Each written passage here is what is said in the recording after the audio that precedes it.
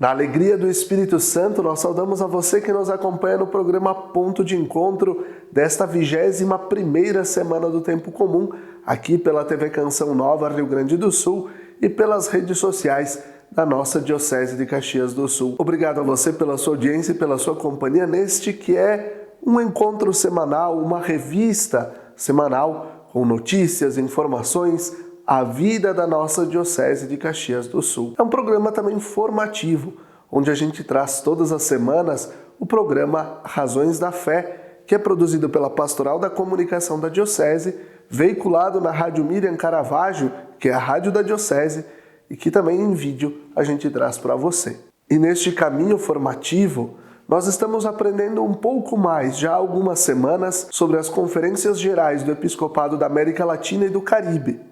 Hoje nós vamos dar continuidade a este aprendizado, a esta formação, falando sobre a Conferência de Puebla, a terceira das 5 conferências gerais do Episcopado da América Latina e do Caribe. O padre Leonardo Luciano Dalosto e o doutorando em filosofia Gabriel Guilherme Frigo nos ajudam a fazer este caminho de formação e compreensão. E depois também vão nos ajudando a chegar, a fazer o processo para a 4ª Conferência Episcopal, realizada então em Santo Domingo. Como a Conferência de Puebla abordou essas questões da justiça social e dos direitos humanos? Ok.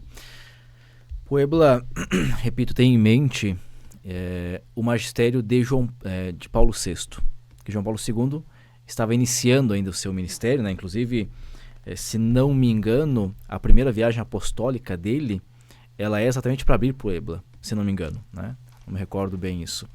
Mas, então não há um magistério ainda de João Paulo II que possa influenciar Puebla, é o magistério de Paulo VI.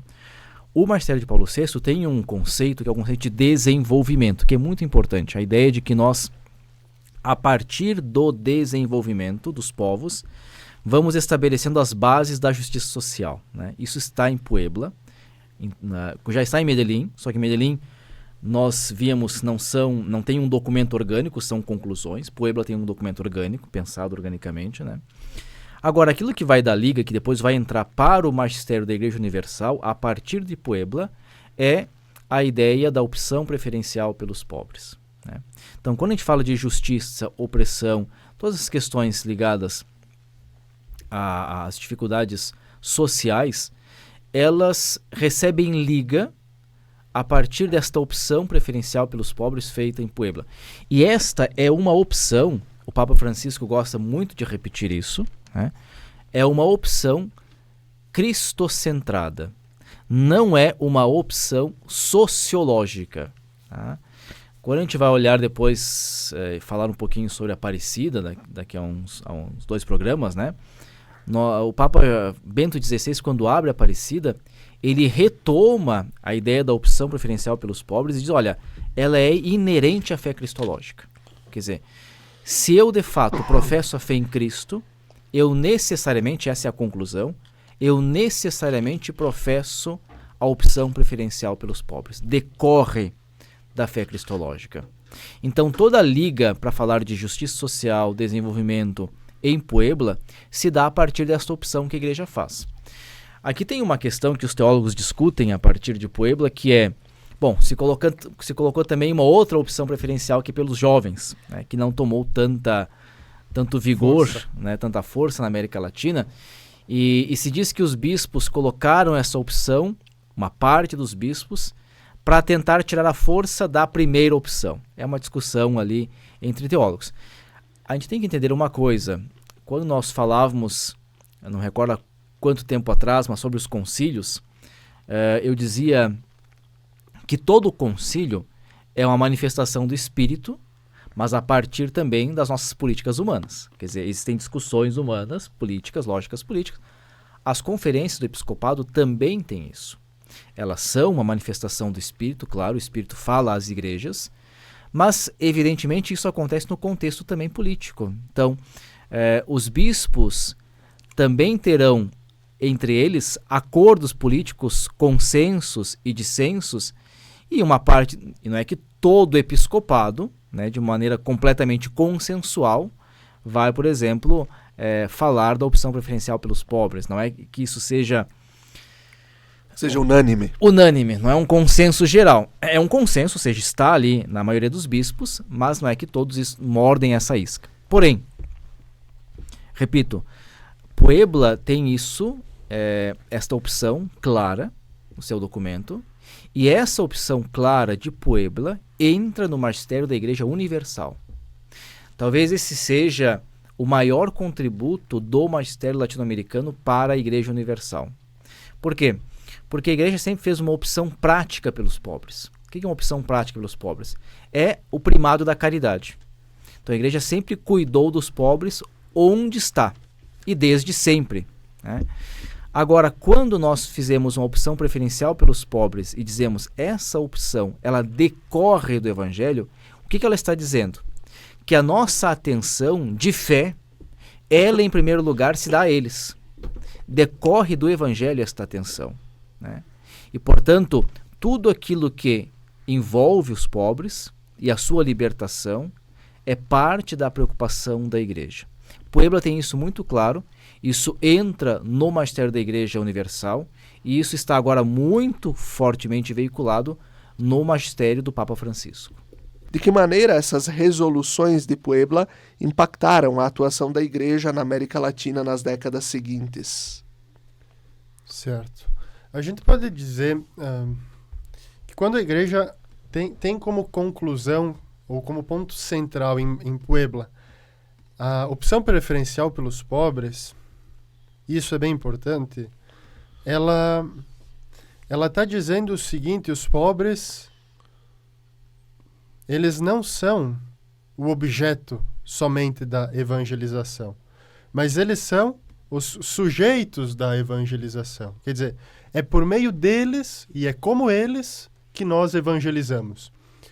E aqui é toda uma desestruturação de um caminho eclesial pós-Trento, típico da ideia de modernidade, de combater o mundo e etc, etc, mas, da Contra-Reforma e tantas outras coisas que a gente poderia falar, mas é a ideia de colocar os pobres como sujeitos da evangelização e é evangelizar e falar as realidades do mundo que nos toca a partir deles. Quer dizer, é fazer aquilo que Jesus fazia. Quer dizer, é descer do castelo, é encarnar-se, né? É tomar a carne da realidade, é tomar o mundo como nosso e a partir dele falar ao mundo. Ou seja, a gente pode dizer que não é só a evangelização ou evangelizar o pobre, não é isso que a Igreja está dizendo. Ela está dizendo que ela vai evangelizar se fazendo também pobre. É ver, sentir, experienciar o mundo a partir deles. Eles não são, aqui o pobre não é uma categoria teológica, uma categoria no sentido de uma ideia ou um conceito, mas ele é uma realidade que a Igreja assume nela mesma. Não é uma igreja distante do mundo que vai evangelizar os pobres, mas é uma igreja que se faz pobre. A opção preferencial pelos pobres é de uma igreja que se faz pobre. Eu repito as palavras do Papa, né? É uma igreja pobre e para os pobres, com os pobres, né? Que caminha unida. Eles passam a ser o fundamento de toda ação. E o que isso implica? Aqui as implicações para a igreja latino-americana de um modo geral. Ela rompe com uma certa ordem social estabelecida, uma ordem política, econômica também, e faz essa opção. Rompe com as ideologias políticas e se torna uma igreja mais profética, que consegue denunciar as mazelas do mundo e também dar consciência crítica às pessoas, se fazer crítica a isso que se apresenta. Perfeito. Padre Leonardo, como a teologia da libertação, que nós também já abordamos lá no primeiro programa, mas como ela influenciou as discussões dos documentos de Puebla e qual foi a reação do Vaticano em relação a essas resoluções? Ok. Bom, primeiro que os bispos, quando falam em alguma reunião, ou concílio, ou as conferências, eles falam sempre ancorados e sustentados por peritos, que são teólogos, né? Teólogos e canonistas, enfim. Eles podem falar também, evidentemente, sem esse apoio, e muitas vezes dizem certas coisas que não têm sentido.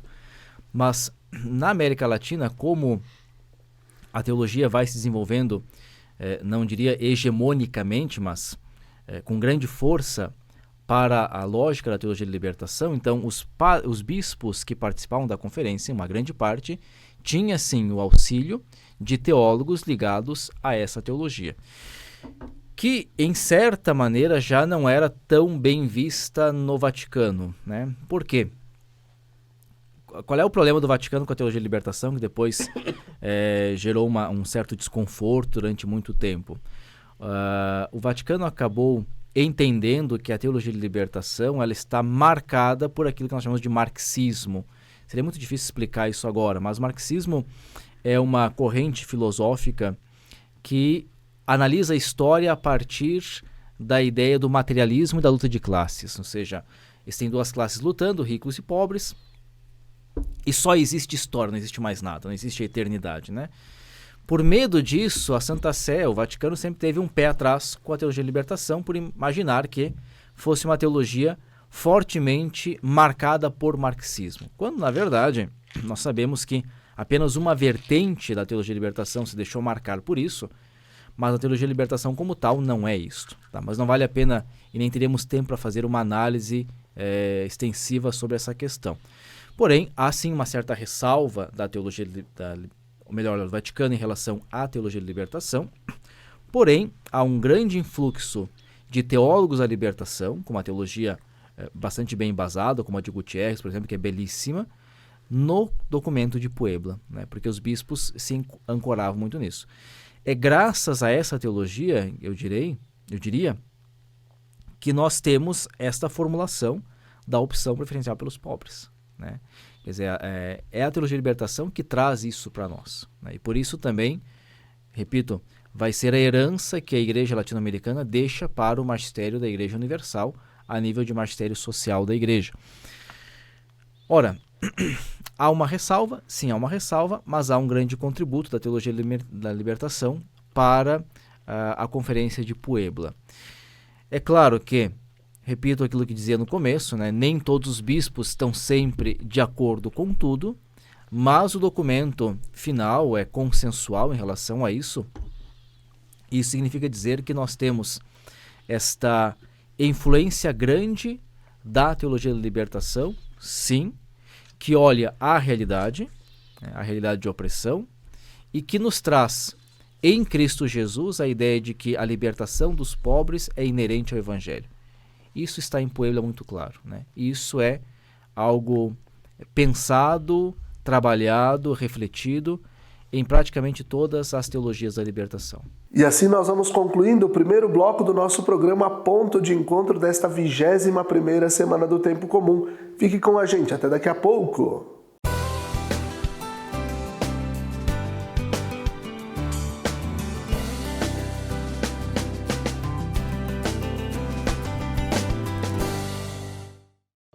Lembrai-vos, ó Puríssima Virgem Maria, que jamais se tem ouvido que deixasseis de socorrer e consolar a quem vos invocou, implorando a vossa proteção e assistência.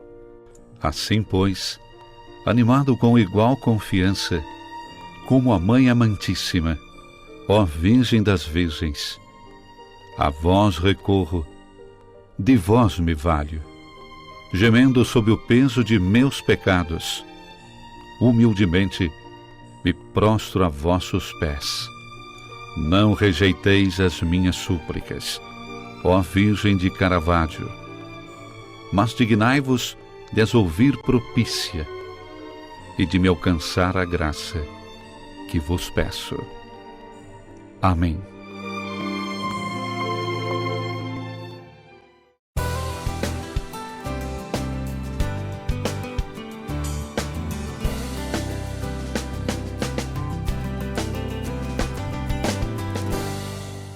Estamos de volta com o segundo bloco do nosso programa Ponto de Encontro desta 21ª Semana do Tempo Comum, aqui pela TV Canção Nova Rio Grande do Sul e pelas redes sociais da nossa Diocese de Caxias do Sul. Obrigado a você pela sua audiência e pela sua companhia. Dando continuidade a esta nossa formação sobre as Conferências Gerais do Episcopado da América Latina e do Caribe, Padre Leonardo Luciano Dalosto e o doutorando em Filosofia Gabriel Guilherme Frigo vão nos ajudando a fazer o caminho. Quais foram, nós citamos lá no primeiro programa alguns nomes, mas quem são os principais expoentes da teologia da libertação? Bom, aqui nós temos períodos, né? Naquele período inicial ali, nós temos, talvez como nome principal, o pai fundador, né? Gustavo Gutiérrez, né? Que é este dominicano, dominicano, né? Ele se torna dominicano aos 55 anos. O Gabriel gosta muito dos dominicanos. É um peruano. Depois nós teremos outros nomes importantes mesmo no Brasil. Nós vamos ter ali Leonardo Boff, nós teremos aqui o Libani, enfim, tantos outros nomes. Mas depende muito da geração que está falando, né? Porém, eu diria que como pai fundador e como livro fundador, Teologia e Libertação do Gutiérrez é a obra básica que todo mundo tem que ler antes de falar sobre isso, né? E aqui eu faço já um parênteses, é muito comum hoje nós, na internet, encontrarmos muita gente falando sobre Teologia e Libertação a partir do que alguém na Europa falou sobre a Teologia e Libertação. Não, está errado. Quer dizer, se eu quero falar sobre isso, a primeira coisa que eu tenho que fazer é ler o texto fundador, né, que é o texto de Gustavo Gutiérrez, chamado Teologia e Libertação. Senão eu não tenho autoridade nenhuma para falar sobre isso, né? Perfeito. Gabriel, em que medida Puebla influenciou a Igreja Católica, né? Nós falamos um pouco, já o Padre Leonardo falou isso, que nós, talvez esse seja o maior contributo da Igreja da América Latina com o magistério da Igreja Universal, mas o que nós poderíamos aprofundar ainda mais sobre a opção preferencial pelos pobres no magistério da Igreja enquanto tal? Perfeito. É muito interessante que Puebla inicia as discussões tendo um tripé doutrinal bem claro, né? Proposto pelo Vaticano para as discussões, que é a verdade sobre Cristo, a verdade sobre a Igreja e sobre o homem. Dimensão cristológica, eclesiológica e antropológica. Mas quando nós olhamos exatamente para a opção preferencial pelos pobres, parece que ela consegue responder a esse tripé. Porque a opção preferencial pelos pobres, ela é profundamente cristológica, é a opção que Cristo mesmo faz pela humanidade, e aqui é a encarnação, né? Quando ele se faz como nós. É a opção da Igreja que não opta, como eu dizia antes, né? Não opta pelos pobres como uma realidade distante que tem que ser evangelizada, mas como ela própria. E não só como um objeto. Isso, não como um objeto, mas como um sujeito, né? Não é uma realidade distante, mas é ela própria que se faz pobre e quer se fazer pobre. Então, a dimensão eclesiológica. E a dimensão antropológica, aqui também poderia ser acrescentada até sociológica, da pobreza do mundo, da pobreza material, inclusive.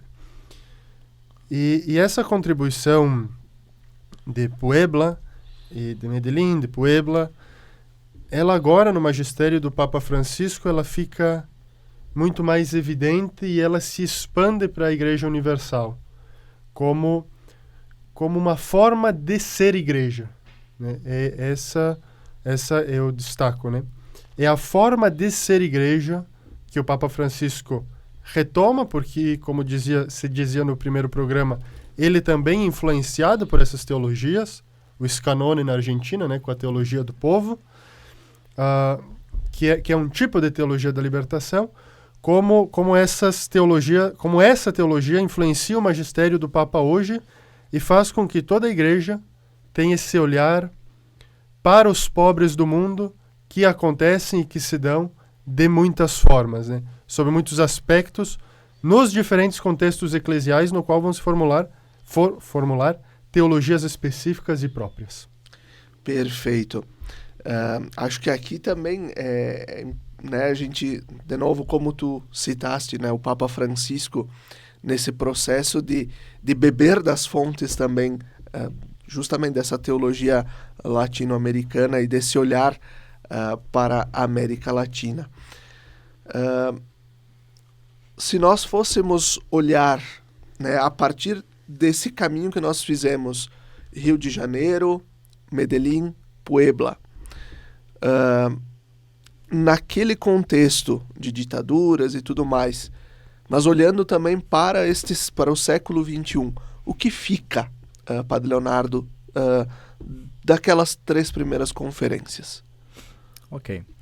As 3 primeiras conferências... Bom, do Rio de Janeiro fica muito pouco nesse sentido, né? Fica o CELAM mais como organismo e apenas a nível de história fica essa preocupação da igreja ad intra, consigo mesma, né? Medellín e Puebla, que depois eu acho que vão ter um respaldo muito maior em Aparecida que em Santo Domingo, Medellín e Puebla, são não apenas uma herança, né? Mas são o começo de um caminho de uma igreja que toma consciência de si mesma, mas que quer ser sacramental. Ou seja, quando a gente fala de uma igreja sacramental, a gente fala de uma igreja que comunica a graça de Deus na realidade, né? Por que isso é importante nós entendermos? Nós não existimos como comunidade de fé para nos salvarmos. Nós nos salvamos enquanto comunicamos a graça. Isso é a igreja sacramental. Quer dizer, uma igreja que existe para o mundo, para comunicar ao mundo a salvação que vem de Jesus. Isso a igreja vai tomando consciência, né? E ela toma consciência disso no contexto latino-americano, de opressão, que nós já falamos, de ditaduras que falamos, de injustiça social, de desigualdade, né? E, portanto, aqui nós unimos, e isso é